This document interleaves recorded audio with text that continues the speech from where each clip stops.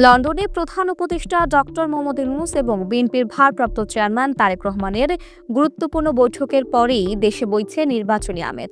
আমার দেশ পত্রিকার এক প্রতিবেদন থেকে জানা যায়, জিয়া পরিবার থেকে ধানের শীষ নিয়ে এবার 5টি আসনে নির্বাচন করা হতে পারে।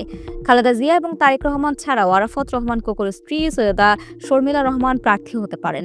নির্বাচন কমিশনের আইনে আছে, একজন প্রার্থী সর্বোচ্চ 3টি আসনে নির্বাচন করতে পারবেন। লন্ডনে তারেক রহমানের সঙ্গে ঘনিষ্ঠ বিভিন্ন সূত্র থেকে পাওয়া খবরে আমার দেশ পত্রিকা জানতে পেরেছে, 3টি আসন থেকে নির্বাচন করার ব্যাপারে তারেক রহমানের কাছে ইতোমধ্যে অনুরোধ গেছে।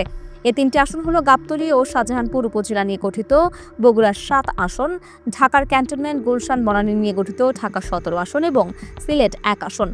বগুড়ার গাবতলী তারেক রহমানের গ্রামের বাড়ি, ঢাকার ক্যান্টনমেন্ট তার জন্ম থেকে বেড়ে ওঠার স্মৃতি বিজড়িত এলাকা। আর সিলেট 1 আসনটি নিয়ে বলা হয়ে থাকে, যে দল সিলেট 1 আসনে বিজয়ী হবে ওই দল সরকার গঠন করবে। তাই এই আসনে নির্বাচন করার জন্য সিলেটবাসী তারেক রহমানকে চাচ্ছেন।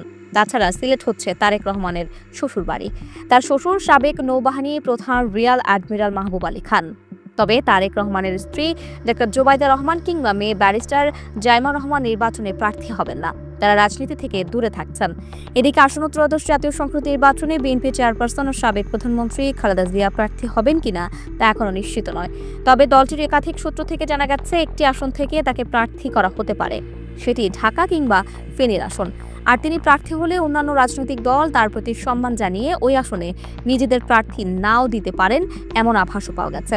পত্রিকা এলাকা ফেনী 1 আসনটি থেকে বিজয়ী হয়ে এরই মধ্যে 3বার প্রধানমন্ত্রী এবং 2বার বিরোধী দলীয় নেতার দায়িত্ব পালন করেছেন খালেদা জিয়া।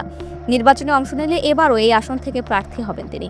এছাড়া দলের মধ্যে আলোচনা আছে, ফেনীতে প্রার্থী না হলে তিনি ক্যান্টনমেন্ট গুলশান ও বনানী নিয়ে গঠিত ঢাকা 17 আসন থেকেও প্রার্থী হতে পারেন। বিএনপির স্থায়ী কমিটির সদস্য আমির খসরু মাহমুদ চৌধুরী বলেছেন, ম্যাডাম নির্বাচন করবেন কিনা সিদ্ধান্ত হয়নি, নির্বাচনের প্রক্রিয়া শুরু হলে পুরো বিষয়টি পরিষ্কার হবে। ম্যাডামের সিদ্ধান্ত তিনি নিজেই নেবেন, আমাদের আরেকটু ধৈর্য ধরতে হবে।